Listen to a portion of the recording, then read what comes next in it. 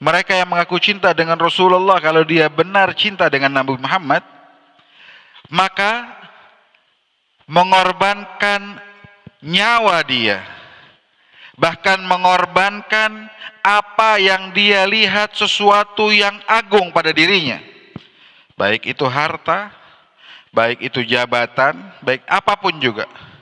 Mengorbankan itu semua hina di mata mereka, mudah, dan mereka siap korbankan diri mereka untuk apapun juga demi menunjukkan cinta dengan Rasulullah sallallahu alaihi wasallam.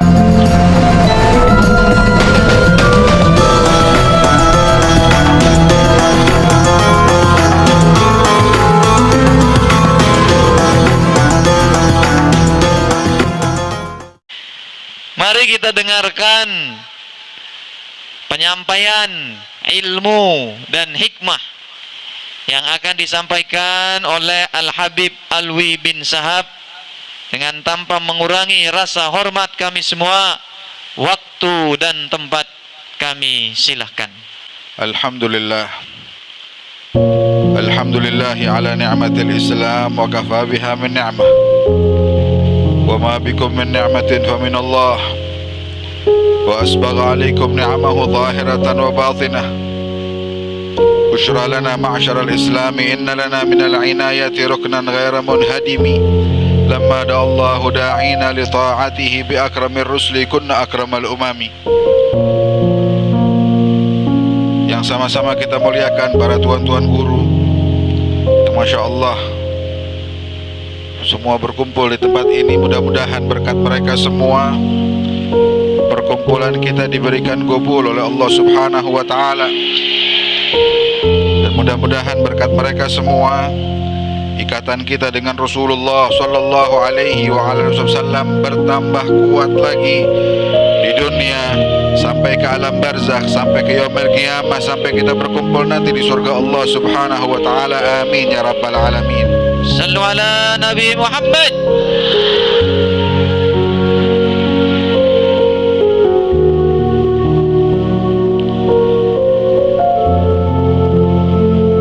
Rasulullah pernah keluar dari rumah beliau di awal-awal pindah ke dari Madinah.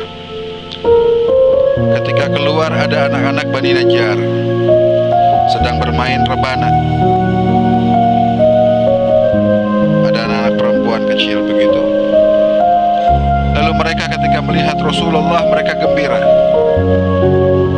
Mereka mendendangkan sebuah syair. Mereka katakan, nahnu jiwarum min Bani Najjari, ya habbadha lana Muhammadun min jari. Mereka ulangi kalimat-kalimat itu.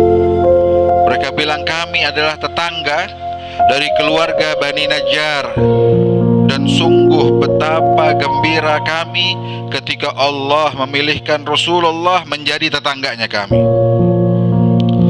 Dengar begitu, Nabi datang pada mereka dengan ungkapan yang mereka ungkapkan secara sederhana, lugu. Anak-anak kecil tersebut, Nabi bertanya pada mereka, apakah kalian benar cinta dengan saya? Nabi bilang begitu pada mereka. Anak kecil ini lugu, mereka katakan, na'am ya Rasulullah, kami mencintaimu. Di saat tersebut gembira hatinya Rasulullah melihat anak-anak mengungkapkan rasa cinta mereka dengan Nabi Muhammad sallallahu alaihi wasallam.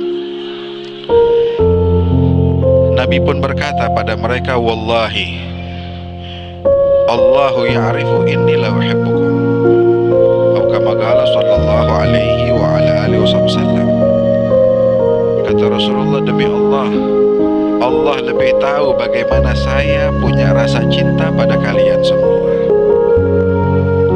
Kalau pertanyaan itu kita taruh di tempat ini, cintakah kita dengan Rasulullah?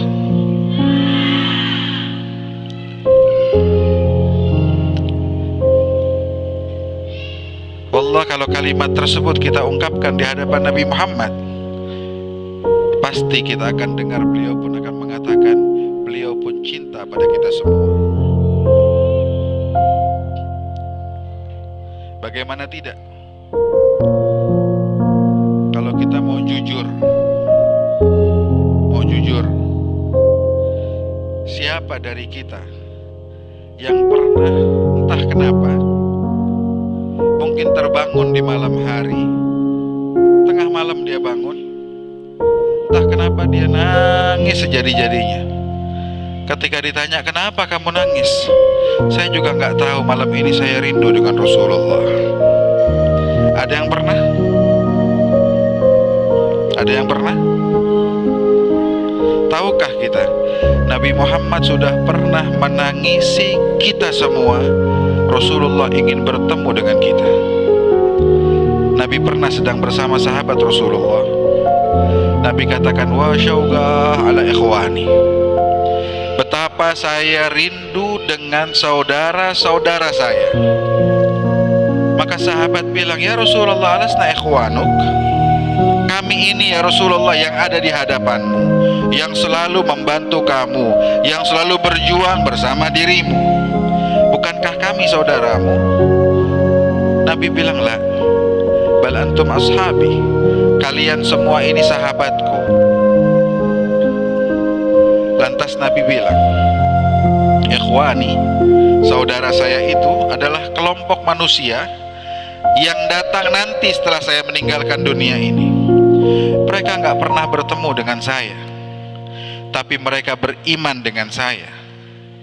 Bahkan kata Rasulullah, mereka kalau ditawari mau nggak bertemu dengan Rasulullah, tapi harus membayar dengan bayaran yang mahal, mereka akan korbankan segala-galanya demi untuk bertemu, berjumpa dengan saya walau sesaat saja.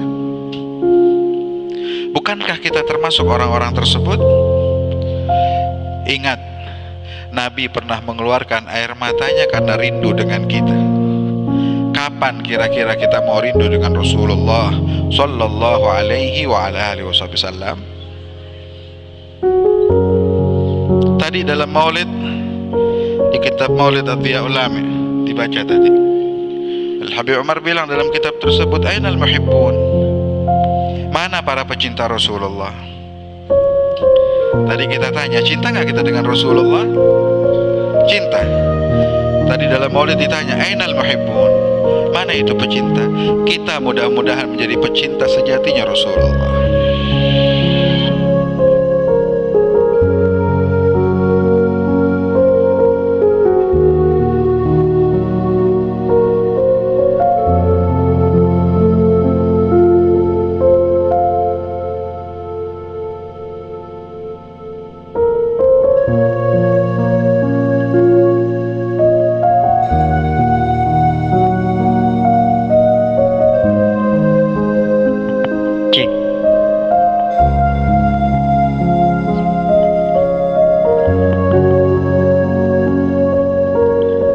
Tadi dalam maulid kita baca, mana itu yang bilang cinta sama Rasulullah?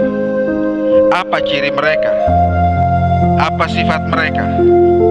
Dia bilang, ainal muhibbun alladzina alaihimu badlun nufusi ma'an nafaisi hana.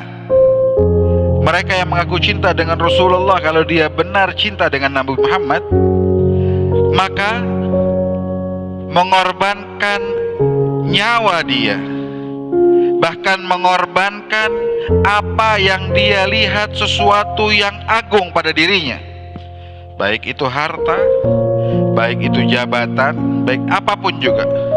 Mengorbankan itu semua hina di mata mereka, mudah, dan mereka siap korbankan diri mereka untuk apapun juga demi menunjukkan cinta dengan Rasulullah sallallahu alaihi wasallam. Kalau kita melihat, merujuk bagaimana keadaan para pecinta Rasulullah, ada satu sahabat Nabi Muhammad bilang sama Rasulullah, ya Rasulullah, saya di rumah terkadang kalau sudah ingat dengan kamu seperti orang gila, diajak bicara gak nyambung, di rumah gak tenang, dan tidak ada obatnya Rasulullah, melainkan saya datang ke masjidmu melihat wajahmu Nabi Muhammad sallallahu alaihi wa alihi wasallam. Ada satu wanita hidup setelah masanya Rasulullah. Wanita ini benar-benar cinta dan tidak bisa mendengar tentang Rasulullah pasti akan terlihat cinta yang besar dari diri dia. Satu waktu lagi berjalan, ada orang laki-laki iseng, tidak punya adab, tidak punya sopan santun. Ini laki-laki bilang, dia tahu kalau ini perempuan cinta dengan Rasulullah. Pecinta Nabi Muhammad, buka bajunya. Ini kisah disebutkan oleh Imam Ghazali di dalam kitab beliau Syama'il Muhammadiyah. Dari Imam Ghazali. Perempuan itu buka bajunya. Suaminya tahu di rumah, marah dengan perempuan tersebut. Sampai ingin diceraikan perempuan ini, karena kenapa kamu buka auratmu di hadapan orang lain? Ini wanita bilang, saya nggak tahu. Ini orang menyebut tentang Rasulullah, saya lupa diri sudah. Suaminya menyiapkan sebuah gidir, tempat masak yang besar, dituangkan minyak di situ, dipanaskan minyak tersebut sampai mendidih. Dia panggil istrinya. Dia bilang, pecinta Rasulullah, masuk ke dalam gidir ini. Itu perempuan gak mikir lagi, dia masuk dalam gidir yang panas, ditutup oleh suaminya sampai apinya padam. Setelah apinya padam, dibuka, perempuan itu bangun dari situ gak kenapa-napa. Tidak ada sedikit pun yang luka dari badannya. Sallu ala Nabi Muhammad sallallahu alaihi wasallam. Inilah keadaan mereka pecinta Rasulullah. Badlun nufusi ma'an nafaisi hana. Kita saat ini, para pecinta Rasulullah sallallahu alaihi wa alihi wasallam, Nabi Muhammad meminta kepada kita. Apa yang diminta Rasulullah? Nabi meminta pada kita agar mendahulukan Rasulullah dari semuanya. Sebab keimanan manusia terlihat siapa yang mereka dahulukan. Kalau mereka bisa mendahulukan Rasulullah, imannya pun sempurna. Nabi bilang, la yu'minu ahadukum, tidak sempurna iman kalian, tidak sempurna. Mau sekuat apapun ibadahnya, tidak akan sempurna selama dia tidak menjadikan Nabi Muhammad lebih dari segalanya, lebih dari dirinya, lebih dari anaknya, lebih dari suaminya, lebih dari orang tuanya, lebih dari siapapun juga, bahkan lebih dari dirinya sendiri. Ulama bilang, mereka yang sudah mendapatkan kedudukan yang semacam ini akan terlihat dalam hidupnya, apapun yang mengingatkan tentang Rasulullah, dia menjadi orang pertama yang menyukai hal tersebut. Bahkan ketika mereka tidak mendapatkan Nabi Muhammad, maka mereka pun mencari mana yang bisa mengingatkan mereka tentang Rasulullah. Sehingga tidak salah kalau Sayyidina Abu Bakar Siddiq radhiyallahu anhu ardhah, beliau mengatakan, urkubu Muhammadan fi ahli, cari Rasulullah di keluarganya Nabi Muhammad sallallahu alaihi wasallam. Sebab pada merekalah terlihat gambaran Nabi Muhammad secara jelas. Itu diceritakan dahulu di masa Al-Imam Al-Faqih Al-Muqaddam Muhammad bin Ali Ba'alawi. Beliau selalu berziarah ke Nabi Allah Hud alaihi salam. Diriwayatkan sampai sekian puluh kali. Bahkan dia punya wirid setiap bulan Sya'ban, beliau ziarah ke sana. Dan wirid tersebut sampai sekarang didirikan oleh anak keturunan beliau. Disebutkan dalam sejarah, dalam menagih beliau, bahwa 1 tahun di antara tahun-tahun tersebut, karena beliau sudah lelah dalam keadaan sakit, di bulan Sya'ban gak bisa ziarah Nabi Allah Hud alaihi salam. Diriwayatkan di dalam menagih beliau, di saat beliau lagi tidur di ranjang beliau tersebut, di kamar beliau tersebut, datanglah ruhaniyah Nabi Allah Hud alaihi salam kepada beliau, hingga mengatakan, ya Syekh, illam tazur zurnak, kalau kamu gak bisa ziarah, biar saya yang ziarah kepada dirimu. Para awliya salihin bilang, ada apa Nabi Allah Hud sampai ziarah kepada Al-Faqih Al-Muqaddam? karena dia sudah terbiasa setiap tahun ketika diziarahi oleh Imam Faqih Al-Muqaddam, beliau mencium wangian Rasulullah Sallallahu Alaihi Wasallam pada diri orang tersebut, sehingga ketika tidak ada wewangian itu, dia yang cari sendiri wewangian tersebut. Inilah tanda kecintaan seseorang dengan Nabi Muhammad Sallallahu Alaihi Wasallam. Ainal muhib. Nabi Muhammad minta sama kita, kalau sudah datang waktu sholat, tinggalkan semua, ayo sholat. Nabi Muhammad minta sama kita, kalau ada orang yang lagi kesusahan, bantu. Bagaimana kita dengan permintaan tersebut? Nabi Muhammad kasih ajaran sama kita begitu banyak.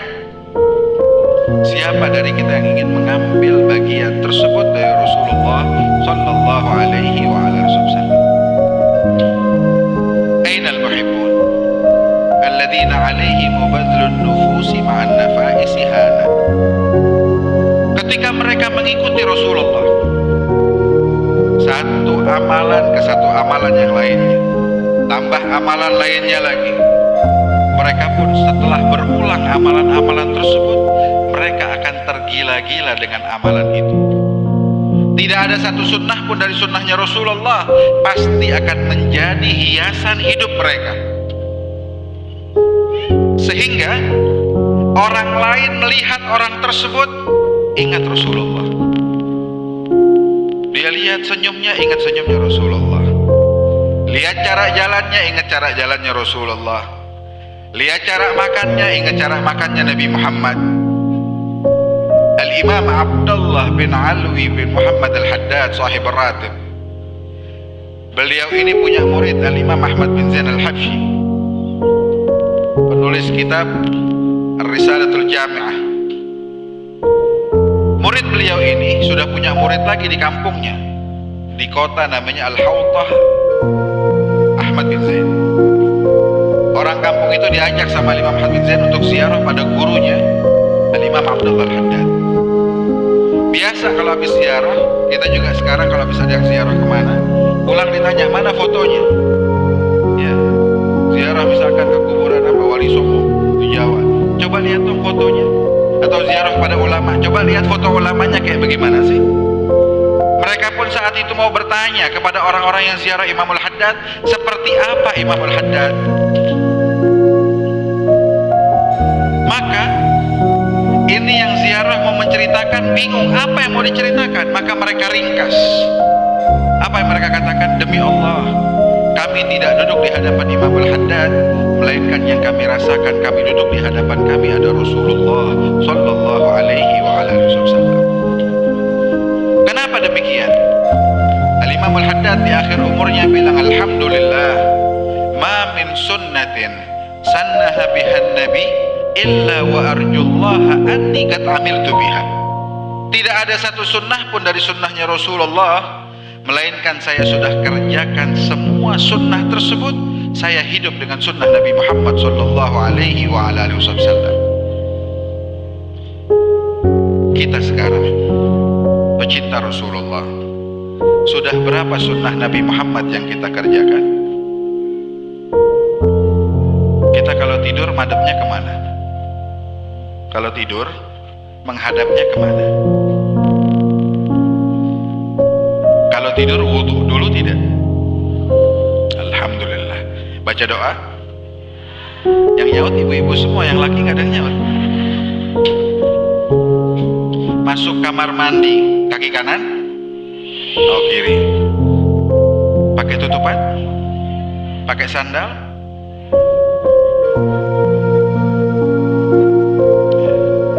Tahukah kita satu dari sunnahnya Rasulullah bisa menyampaikan kita kepada Allah?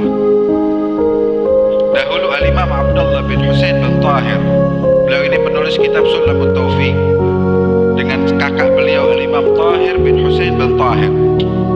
Waktu masih kecil dididik oleh bibi beliau, seorang murabbiyah yang bisa menyampaikan manusia pada Allah. Dia melihat ponakannya masuk kamar mandi kaki kanan, ditarik, dikeluarkan. Lalu dia bilang, ya Abdullah, ya Tahir, kalau kalian mengerjakan sunnah Rasulullah yang berhubungan dengan toilet, kita sehari semalam berapa kali masuk ke toilet? Berkali-kali. Beliau bilang, kalau kalian mengerjakan sunnah Rasulullah urusan toilet, kamu akan keluar dari toilet bawa cahaya ilmu. Apa itu cahaya ilmu? Cahaya yang bersumber dari rahmatnya Allah subhanahu wa ta'ala. Kalau urusan toilet kita dapat ini, kira-kira kalau urusan sholat dapat apa? Berapa sunnah dalam sholat? Ada yang bisa sebut? Ada ulama menyebutkan sunnah dalam sholat. Kalau dibilang sunnah dalam sholat, ada yang sebelum sholat, ketika sholat, setelah sholat. Ada yang menyebutkan sampai 1000 sunnah. Kira-kira kita udah berapa sunnah yang kita kerjakan? Pernah nggak kita periksa itu? Atau malah kita dalam hidup sibuk dengan yang lainnya? Sibuk dengan media sosial kita, sibuk dengan televisi kita, sibuk dengan handphone kita, sibuk dengan ini, dengan itu, sibuk harga cabai naik, sibuk yang ini jadi pejabat, yang ini turun, partai ini naik, partai ini turun. Apa yang bikin kita lupa dari Rasulullah? Apakah itu semua bisa menolong kita? La wallah. Yang bisa menolong kita namanya satu Muhammad ibn Abdullah. Dan kedekatan kita dengan Rasulullah tergantung seberapa besar sunnah Nabi Muhammad yang kita kerjakan. Kalau benar kita mencintai Rasulullah, setelah manusia mengerjakan sunnah-sunnah tersebut, dia pun akan rindu dengan Nabi Muhammad. Makanya dibilang oleh Habib Umar dalam kitab Maulid tadi, la yasma'una bi dzikri Thaha al-Mustafa illa bihi ta'ashu wa adhabarana. Para pecinta yang hidupnya dengan sunnahnya Rasulullah, kalau dia mendengar tentang Nabi Muhammad, segala permasalahannya hilang. Saya mau tanya yang hadir di sini, tadi baca sholawat, baca qasidah, ingat hutang nggak lagi qasidahan? Nggak ingat kan? Sekarang pulang baru ingat lagi nanti. Apa yang bisa kita petik tadi kita maulid dari tadi baca? Seneng nggak hati kita? Seneng. Tahu kenapa? Rahmat turun dari Allah subhanahu wa ta'ala. Kira-kira kalau hidup kita 24 jam, keadaan hati kita sama seperti kita dalam majelis ini, senang gak hidup kita? Itulah kehidupan para pecinta Rasulullah. Mereka dimanapun ingat dengan Nabi Muhammad. La yasma'una bi dzikri Thaha al-Mustafa illa bihi ta'ashu wa adhabar rana. Al-Imam Mundabhani, hidup beliau itu di rumah seperti kita di majelis. Tiap hari anak istrinya seperti dikasih obat. Obat apa? Selalu dikasih duduk, dengarkan cerita tentang Rasulullah.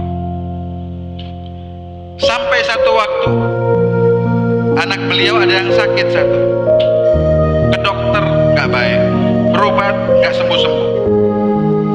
Satu waktu di pagi hari Al-Imam Mundabhani lihat anaknya kok yang sakit, gak bisa jalan, kok udah lari-lari lagi. Ditanya, kenapa kamu sehat? Sehat. Ada apa? Apa yang terjadi? Kata beliau. Anak beliau yang paling kecil perempuan bilang, saya tahu ya Abah. Kenapa? Semalam saya ketika mau tidur setelah Abah menceritakan tentang Rasulullah, entah kenapa saya rindu dengan Nabi Muhammad. Ketika malam saya terbangun, saya lihat dalam kamar saya itu ada satu orang laki. Saya lihat, saya perhatikan, kok orang ini persis dengan apa yang biasa Abah cerita dengan saya tentang Nabi Muhammad sallallahu alaihi wasallam. Sampai saya tanya, saya bilang, anta Rasulullah? Apakah kamu ini Rasulullah? Maka dia pun menjawab, ana Rasulullah. Iya, saya Rasulullah. Lalu saya ingat saudara saya yang sakit. Saya pegang tangan Nabi Muhammad, saya katakan, ya Rasulullah, kakak saya sakit. Tolong kamu lihat, berikan kesembuhan buat dia. Maka Rasulullah datang ke kamar kakak saya, disentuh, diusap kepala kakak saya sampai ke kakinya. Akhirnya dia pun sembuh saat ini. La yasma'una bi dzikri Thaha al-Mustafa illa bihi ta'ash wa adhabarana. Apa efeknya? Fahtajatil arwah tashtaqul liqa.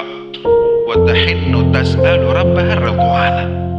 Hingga ruh kita yang ada di dalam jiwa ini memberontak selalu, tidak tahan ingin berjumpa dengan Nabi Muhammad sallallahu alaihi wasallam. Yang ada di bayangan dia hanya Rasulullah. Al-Imam Ali bin Muhammad Al-Habsyi, penulis Maulid Sibtut Durar, beliau katakan apa? Yakad min shiddati shwaqi fuadi yatir ila al-habib alladhi hubbuh sakan fi dhamir. Hampir saja hati saya ini copot, mau terbang sendiri. Kemana? Ke tempat Rasulullah sallallahu alaihi wasallam, yang mana kecintaan pada beliau sudah meresap di hati itu. Hingga hubungan mereka dengan Rasulullah tidak ada jarak, tidak ada waktu. Dimanapun mereka hidup dengan Nabi Muhammad sallallahu alaihi wasallam. Al-Imam Ahmad Ar-Rifai pernah berziarah ke Madinah membawa rombongan hampir 1000 orang. Ulama semua dibawa. Ketika sampai ke Rasulullah, beliau dengan kerinduan yang memuncak mengatakan, fi halatil bu'di ruhi kuntu ursiluha tugabbilu dzal ardi wa hiya naibati. Ya Rasulullah, saya di kampung, yang bisa saya kirim cuma ruh saya untuk mencium tanah kuburanmu ya Rasulullah, dan ruh itu merupakan wakil saya. Lalu dia katakan, wa hadhihi daulatul ashbah qad hadarat. Sekarang saya Ahmad Ar-Rifai sendiri datang kepadamu ya Rasulullah. Apa dia bilang? Famdud yaminaka kay tuhla biha syafati. Tolong ya Rasulullah, julurkan tangan kananmu biar saya bisa cium tangan kananmu tersebut, hingga saya pun dimuliakan oleh Allah subhanahu wa ta'ala. Disaksikan 1000 orang di saat itu. Al-Imam Ahmad Ar-Rifai diberikan oleh Allah kesempatan untuk mencium tangannya Rasulullah sallallahu alaihi wa ala alihi wasallam.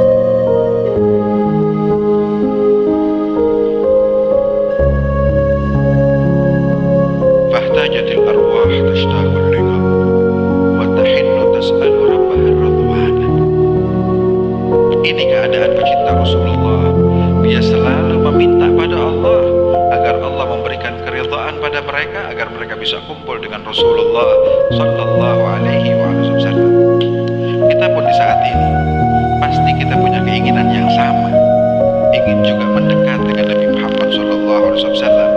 Maka dari itu mari dari majelis ini kita perkuat hubungan kita dengan Rasulullah. Periksa diri kita, ada apa dengan sunnah Nabi Muhammad yang masih kurang di diri ini. Tinggalkan yang haram. Bahkan para ulama kita bukan yang haram saja ditinggalkan, yang makruh mereka tidak kerjakan. Mereka bilang, ma fa'altu makruh wala hamamtu fi'al makruh. Saya enggak pernah ngerjain yang makruh, apalagi terbesit di hati saja tidak pernah. Saya tutup ceramah saya ini dengan kisah yang terjadi kepada Al-Imam Al-Allamah Syekh Yasin Al-Fadani. Saya dengar ini cerita dari Sayyid Aqil Al-Munawwar, mantan Menteri Agama. Beliau waktu itu ceramah di Ciledug dekat rumah saya. Beliau bilang tentang hubungan kita dengan Rasulullah tidak ada batas dan waktu. Dan banyak manusia hidup dengan Rasulullah dengan dalil ayat dari Al-Quran, wa'alamu anna fikum Rasulullah, ketahuilah di antara kalian ada Rasulullah. Bukti lainnya, kita lagi sholat, kita disuruh mengucapkan salam untuk Nabi Muhammad dengan khitab orang kedua tunggal yang ada di hadapan kita. Assalamualaikum ayyuhan nabiyyu wa rahmatullahi wa barakatuh. Beliau bilang, saya waktu buat tugas akhir, entah apa S2 S3 beliau, saya lupa cerita tersebut. Beliau bilang ada satu hadis, saya tahu ini hadis, cuma saya harus tahu dari mana diambil istinbat hadis ini, dari buku mana. Saya cari di Saudi itu gak ketemu bukunya. Sampai akhirnya teman-teman saya bilang, coba deh ke Syekh Yasin Al-Fadani karena dia mustidun ya. Sanad hadis semua kembali pada beliau. Akhirnya datang pada beliau di Makkah. Senang Syekh Yasin Al-Fadani didatangi oleh Sayyid Aqil Al-Munawwar. hadis saya nggak tahu. Dia bilang, mana bukunya sih? Tulisan kamu mana hadisnya? Dikasih. Ketika dilihat, kata Syekh Yasin Al-Fadani, ya sudah, kamu pulang saja dulu. Nanti saya tanyakan kepada sahibul hadis. Beliau bilang, saya pulang semalaman gak tidur, pengen tahu apa maksudnya saya tanya kepada sahibul hadis. Sampai esok harinya saya datang duluan. Sebelum janji mau'id jam berapa, sebelumnya datang duluan. Bingung apa maksudnya saya tanya kepada sahibul hadis. Ketika saya datang, Syekh Yasin senyum, senang. Dia katakan, absyir, ambil berita gembira. Sahibul hadis bilang sama kamu, kalau hadis yang diucapkan olehnya itu adanya di kitab Anu. Kan nama kitabnya. Kitab ini adanya di perpustakaan Anu. Dikasih alamatnya. Kamu masuk ke sana, cari lemari nomor sekian. Buku ini adanya di urutan kesekian. Kamu buka di halaman sekian, di baris kesekian, itu dia bukunya. Itu dia hadis. Beliau bilang, saya keluar dari situ gak bisa ngomong apa-apa. Baru faham siapa yang dimaksud dengan sahibul hadis. Bukankah Syekh Yasin Al-Fadani pernah datang ke negeri ini? Mungkin orang-orang tua kita bertemu dengan beliau. Bukan orang dulu, tapi orang yang pernah bertemu mungkin dengan tuan-tuan guru kita yang sudah sepuh. Beliau di antara orang yang hidupnya dengan Nabi Muhammad SAW. Tidakkah kita iri dengan beliau? Bukankah Tuhan kita dengan Tuhannya Syekh Yasin Al-Fadani satu? Allah yang berikan beliau itu, Allah juga bisa beri buat kita semua. Tapi kita pernahkah minta kepada Allah agar kita dekat dengan Rasulullah? Dengan majelis ini kita minta pada Allah agar kita mulai sekarang kita ingin hidup dengan Nabi Muhammad. Kita pulang dari majelis ini bawa Rasulullah pulang ke rumah. Jangan tinggalkan Rasulullah di majelis ini, bawa pulang ke rumah. Jadikan Nabi Muhammad ada di rumah kita. Hidup dengan sunnahnya Rasulullah, hidup dengan ajaran Nabi Muhammad. Ajari anak istri kita, keluarga kita, bahkan nantinya tetangga kita, seluruhnya ajarkan agar mereka dekat dengan Rasulullah. Mudah-mudahan berkat tuan guru kita ini tidak akan kita dikecewakan oleh mereka semua. Kita mohonkan agar mereka mengangkat tangan mereka pada Allah, menjadikan kita menjadi bagian umat Nabi Muhammad yang menggembirakan hati Rasulullah sallallahu alaihi wasallam. Amin ya rabbal alamin.